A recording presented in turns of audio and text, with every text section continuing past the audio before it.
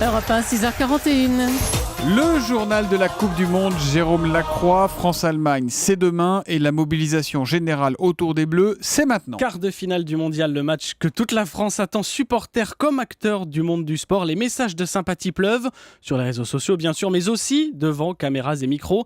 Écoutez ces quelques mots d'encouragement délivrés par les tennismen Julien Benneteau et Mickaël Liodra, mais aussi par Willy Sagnol, ancien joueur de l'équipe de France de foot. Là, le France-Allemagne, il me fait rêver. Là, il me fait vraiment rêver. On les écrase 1-0 avec un but à la 89e et tout le monde sera heureux. C'est des matchs à élimination directe, donc il faut être bon. Ils sont irréprochables au niveau de l'attitude, au niveau du comportement et ça donne encore plus envie d'être derrière eux. La France a des atouts à faire valoir. Ils en rêvent, on en rêve et voilà, on peut être que supporter de cette équipe. Des propos recueillis par Myrtille Rambion et Marc Nouveau pour Europe 1. C'est Willy Sagnol qui veut écraser l'Allemagne 1-0 à la 89e. Exactement, le match c'est demain 18h avec dans un coin de la tête, en tout cas pour beaucoup d'auditeurs, la demi-finale perdue à Séville en 1982.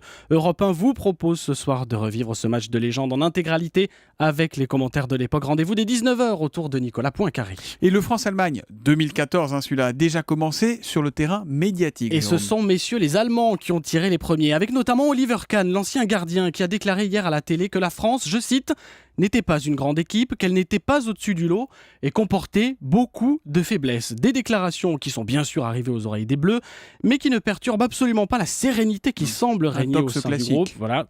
Tranche de vie narrée par Mamadou Sakho. Il raconte qu'hier, après le repas, Paul Pogba s'est chargé de mettre l'ambiance. Hier soir, après le repas, il a mis de la musique, il dansait tout seul et voilà, on regardait, c'était vraiment amusant. Il n'y a vraiment pas de couleur de peau ou de génération. À la fin du repas, on était 8 à discuter de football, de la vie en général et franchement, on se sent vraiment très très bien. Des propos recueillis par Cyril de la Morinerie. Sakho, blessé à une cuisse, il était absent contre le Nigeria, mais il devrait être apte à jouer demain. Seule incertitude ce matin, elle concerne Mathieu Debuchy qui souffre d'un muscle du bas-ventre. Un point sur son état sera fait aujourd'hui, après l'entraînement du jour prévu vers 17h30 heure française au Maracana, alors que les Bleus ont pris leur quartier il y a quelques heures à leur hôtel de Rio de Janeiro. Et puis la petite histoire du jour, c'est une histoire belge en plus. Depuis le début du mondial et même avant, la communication des Belges autour de leur équipe est très inventive. Des clips, des interviews décalées, bref, c'est souvent très drôle.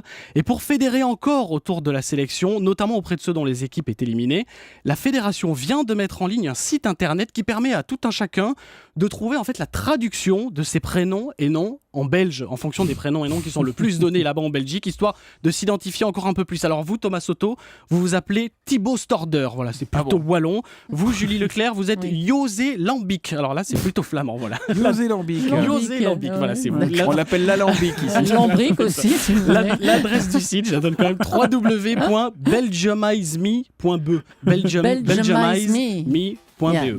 Merci Jérôme Lacroix, on va se tourner vers José Lambic pour qu'elle nous donne l'heure par exemple. À bonne heure. Europe 1, le journal de la Coupe du Monde.